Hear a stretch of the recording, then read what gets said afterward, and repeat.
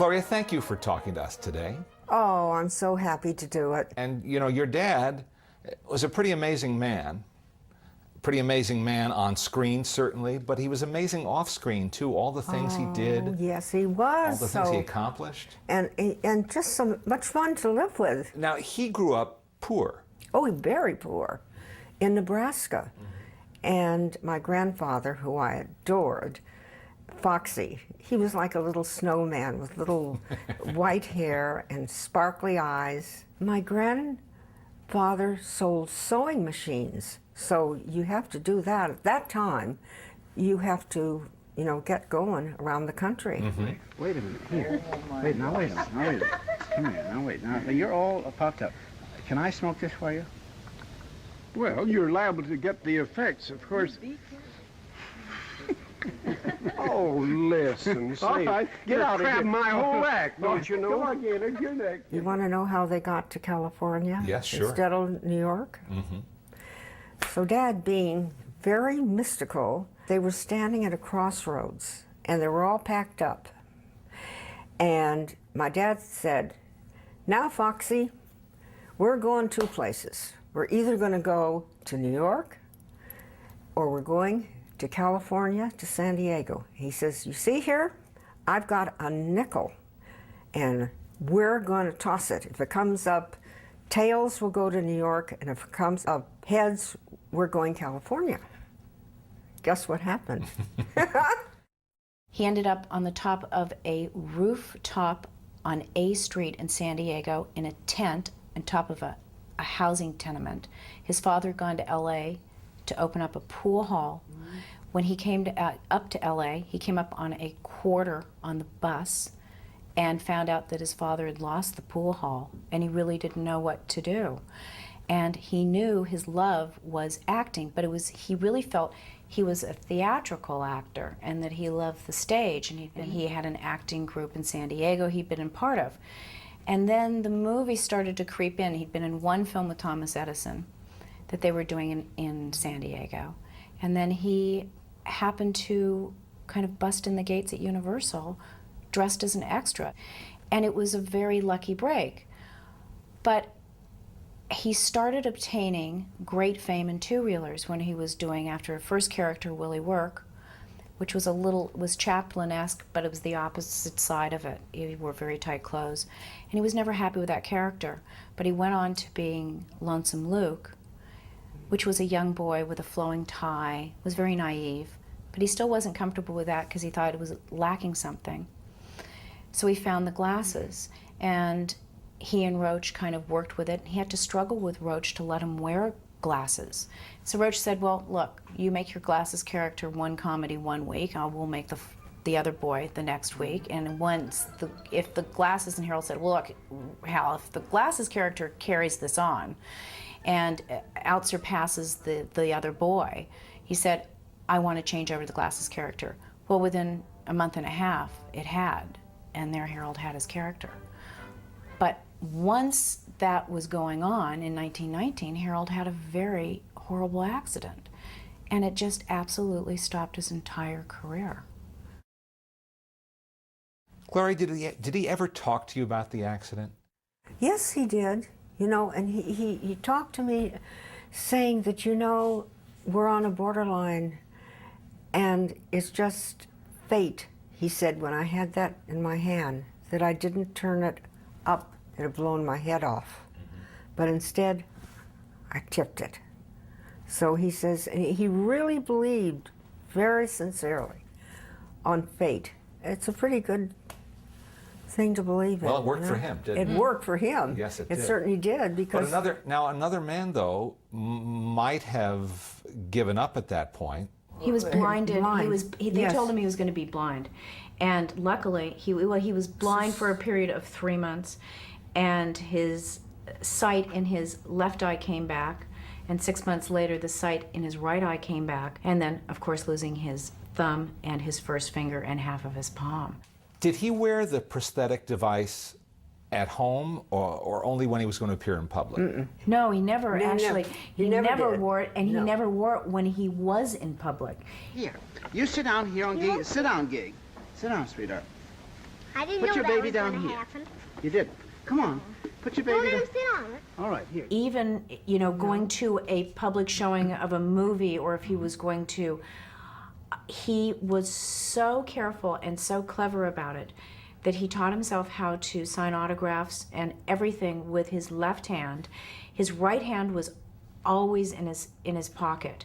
Now, if he really knew you very well and you were really a dear friend, and he'd say, Leonard, I'd love to see you, you know, and he would extend his injured hand, his right hand, to you and grab you. And you, at that point, you would really know you were very close to him, because he would never wanted to make anybody feel uncomfortable over the fact that he had an injured hand. Well, come on, over this way. Mommy. Well, where is she? Where's Daddy? Do you remember, I mean, because this is true for children today growing up in Hollywood too, or anybody who has a famous father. When did you have an idea that your father was famous? That's a big question. I guess when we were invited to come on the sets, and I'd say about 9 or 10. Tell me what you remember about visiting him on the set. Oh, I thought it was, you know, very glamorous, you know, and like in movie crazy.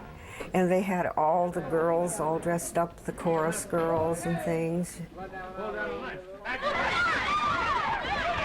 You'll be great today.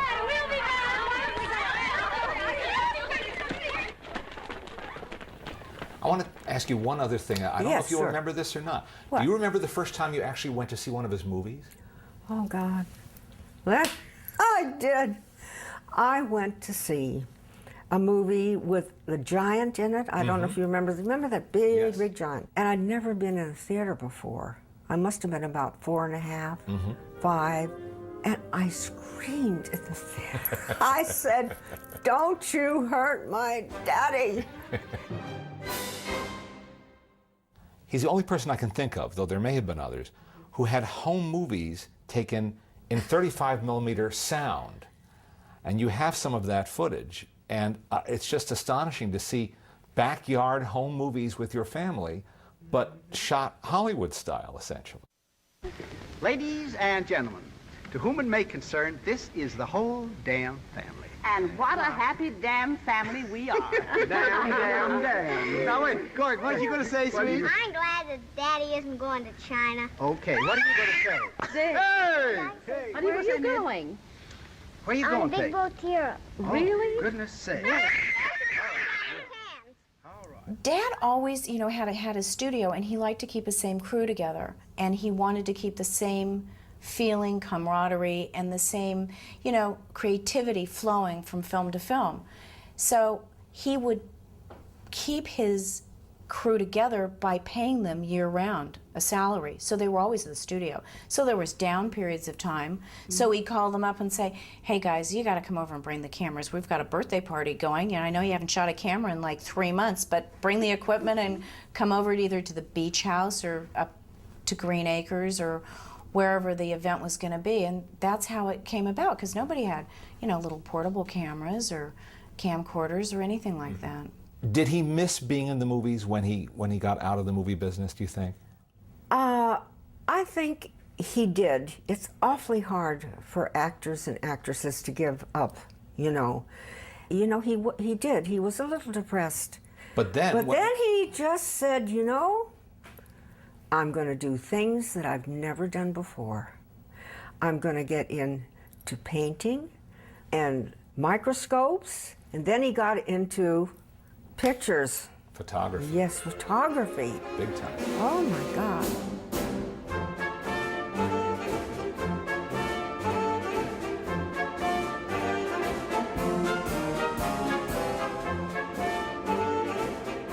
Now, there's something here I want to show off. Why don't you pick that up? Now, what year was this presented? This was presented in 1953, but it was the 1952 Oscars, and it was given to him for Master Comedian and Good Citizen. Do you have a favorite Harold Lloyd movie? That's a good question, but I think I do. I've got 2. Okay. Speedy, and The Freshman. And of course I loved Safety Last with my mom and dad. Yeah. Of course. Gloria? Yes. How does it feel knowing that thanks to DVD, a lot of people are going to discover Harold Lloyd for the first time? Oh, I think it's a wonderful idea because he's going to get to all different kinds of people all over the world. And I think it's going to be a happy thing. We need happiness and laughter in the world now. We need it so badly.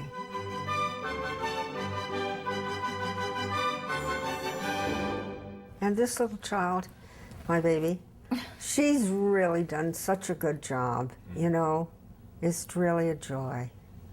I love her. Well, hey, they gave me a great life, and they did wonderful things for me. I know, they and I did. love them so much that to be able to pass this on and show it is the only way, and somehow, that I can thank them for what they did for me. Well, as a movie fan, I thank you. I think a lot of thank people you. will thank you all. Really. And it's a pleasure, and it's fun to work for them, too. Well, thanks for sharing your memories with us. Oh, it's a pleasure Thank you, Leonard. being with you. Really.